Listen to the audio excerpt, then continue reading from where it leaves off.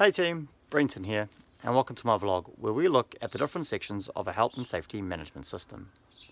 In this vlog, we're going to consider our equipment purchasing and maintenance. So for the month of October, I suggest you get out there and have a look at your policies and your procedures regarding equipment purchasing and maintenance. Now what does that mean exactly? Well, it depends on your organisation and your industry. Equipment can be a range of things, as you can see behind me as I prepare for the Right Track Te Ara Tutuki Pai. Today's equipment is things like paddles, kayaks, life jackets, a van, and also things like trailers, wetsuits, booties, life jackets. So really important that we understand what equipment we need in order to do our job efficiently and effectively.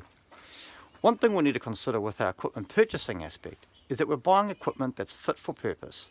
If we make sure that we've got the right equipment to do the right job, then safety will just happen. We don't need to make things up, we don't need to jimmy things, we just want to make sure we've got the right tools to do the right job. A great example of that is this rescue kit here that I've purchased from Aspiring Enterprises. Now this bag here is a multi-tool because we use this on a number of programs in a number of different locations on Te Ara Tutuki Pai. Some occasions we're in the water with our participants and we need a lifeline. Other occasions we need a throw bag to reach our participants in the event something goes wrong. This bag does it all. Conveniently clipped around our waist, nice bright and orange, and got a lot of rope in there, and is variable to fit the situations that we might find ourselves in. So really important to ensure we've got the right equipment for the job.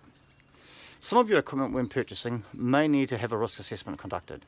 Things like machinery or big tools or huge capital investment.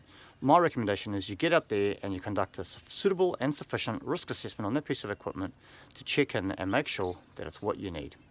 Not only that, but you've considered all the things that you need to consider when purchasing equipment. Like, do you need SOPs or standard operating procedures or training or inductions? What kind of level of supervision are you going to need to provide? Buying big ticket items may impact the entire way you need to consider your operation. Now once we've gone out and purchased our equipment, we need to make sure that it's maintained. Now we do this by doing regular inspections, we do this by putting a preventative maintenance plan in place, and let's be realistic, sometimes things just break. So we need to make sure that we've got things like backup, just in case if it's mission critical, and we can adapt in a situation where our equipment may break down. But let's be honest, if we get a preventative maintenance plan in place, the chances of our equipment breaking down are a lot less. And that means we can get on with what we do best, and that is the job. So till the next time, get out there, review your policies regarding equipment purchasing and maintenance, check out your procedures that you've got in place, and get out there and let's get working.